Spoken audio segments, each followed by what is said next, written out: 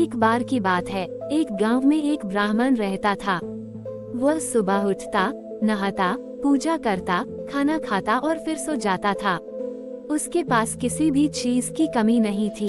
एक बड़ा खेत, खाना पकाकर देने वाली एक सुंदर सी पत्नी और 2 बच्चों का अच्छा परिवार था। सब कुछ होने के बाद भी ब्राह्मण के घर वाले एक बात से बहुत परेशान थे। बात ये थी कि ब्राह्मण बहुत आलसी था। वो कोई भी काम खुद नहीं करता था और दिन भर सोता रहता था। एक दिन बच्चों का शोर सुनकर ब्राह्मण जाग गया और उसने देखा कि उसके दरवाजे पर एक साधु महाराज आए हैं। ब्राह्मण और उसकी पत्नी ने साधु महाराज का स्वागत किया और उन्हें भोजन कराया। भोजन के बाद ब्राह्मण ने साधु की खूब सेवा की। साधु महाराज उनकी सेवा से बहुत प्रसन्न हुए और उन्हें वरदान मांगने को कहा। ब्राह्मण ने वरदान मांगा कि मुझे कोई भी काम ना करना पड़े और मेरी जगह कोई और मेरा काम कर दे।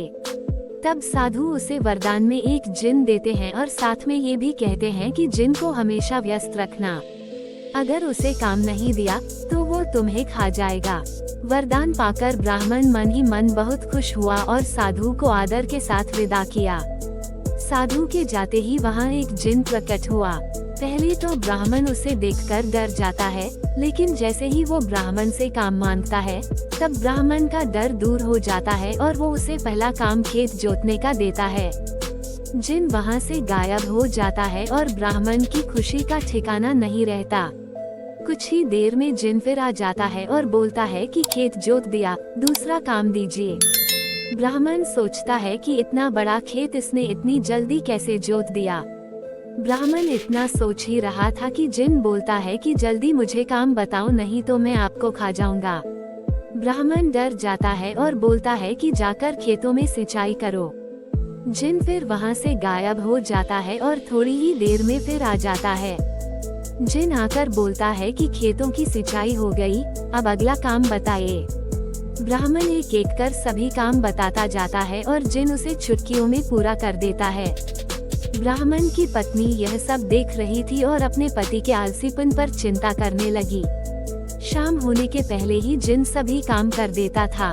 सब काम करने के बाद जिन ब्राह्मण के पास आ जाता और बोलता कि अगला काम बताए, नहीं तो मैं आपको खा जाऊंगा। अब ब्राह्मण के पास कोई भी काम नहीं बचा जो उसे करने के लिए कह सके। उसे चिंता होने लगी है और वो बहुत डर जाता है। जब ब्राह्मण की पत्नी अपने पति को डरा हुआ देखती है, तो अपने पति को इस संकट से निकालने के बारे में सोचने लगती है। वह ब्राह्मण से बोलती है कि स्वामी, अगर आप मुझे वचन देंगे कि आप कभी आलस नहीं करेंगे और अपने सभी काम खुद करेंगे, तो मैं इस जिन को काम दे सकती हूँ। इस पर ब्राह्मण सोचता है कि पता नहीं ये क्या काम देगी। अपनी जान बचाने के लिए ब्राह्मण अपनी पत्नी को वचन दे देता है। इसके बाद ब्राह्मण की पत्नी जिन से बोलती है कि हमारे यहाँ एक कुत्ता है, तुम जाकर उसकी पूंछ पूरी सीधी कर दो। याद रखना, उसकी पूंछ एकदम सीधी होनी चाहिए। जिन बोलता है कि अभी यह काम कर देता हूँ। ये बोलकर वो वहाँ से चला जाता है। लाख कोशिश के बाद भी वह कुत्ते की पूंछ सीधी नहीं कर पाता और हार मान लेता है। हारकर जिन ब्राह्मण के यहाँ से चला जाता है।